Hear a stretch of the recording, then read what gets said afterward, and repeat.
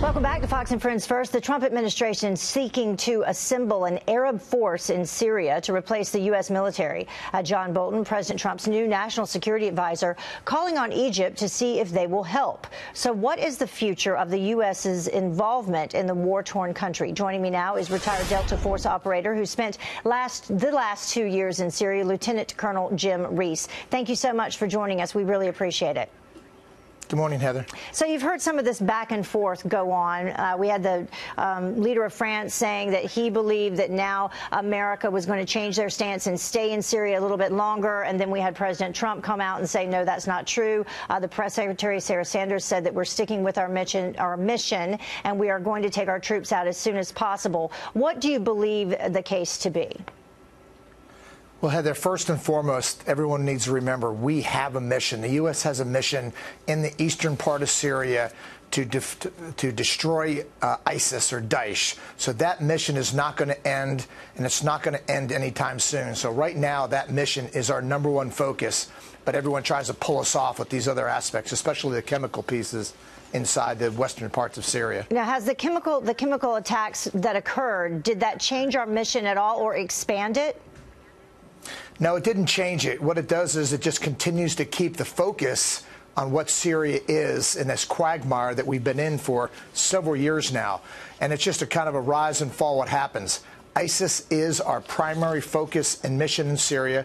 The chemical attacks, it touches our moral side, but ISIS continues to be, will always be that mission in Syria. But we'll always have to watch what happens with these chemical attacks by the Assad regime. So we have about, what, 2,000 troops still there right now?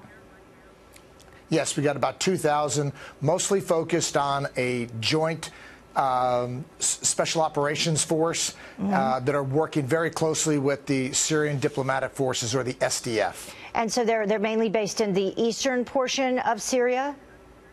Yeah, that's correct. If you look at the Euphrates River Valley that runs north out of Turkey, comes down and kind of takes a hard break at Raqqa there, which was the ISIS capital. The U.S. forces are aligned along those from Kobani, Manbij, Topka down to Raqqa. Along with some of the coalition forces and the SDF. So when you talk about assisting the SDF, you're talking about what, humanitarian stabilization goals, also what, infrastructure projects as well? No, really for the U.S. forces. I mean, these were our partners, the Kurdish and Arab forces of the Syrian diplomatic forces, or what we call the SDF. They were our partners, our coalition forces on the ground inside of Syria, that literally are the ones that helped attack and destroy ISIS.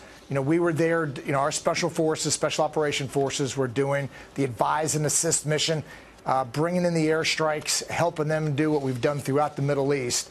And we want to continue that mission until ISIS has been eradicated. And bring more Arab nations on board to assist?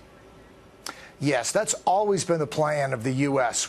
As we build these coalitions, this area would be great to bring in other Arab, especially ground forces. And I've discussed this for years. It would be great to get the Saudis, the Egyptians, the Emiratis, the Kuwaitis, and the Jordanians that have some great military forces. They got some great ground forces that literally could come in and do a battle handover with us.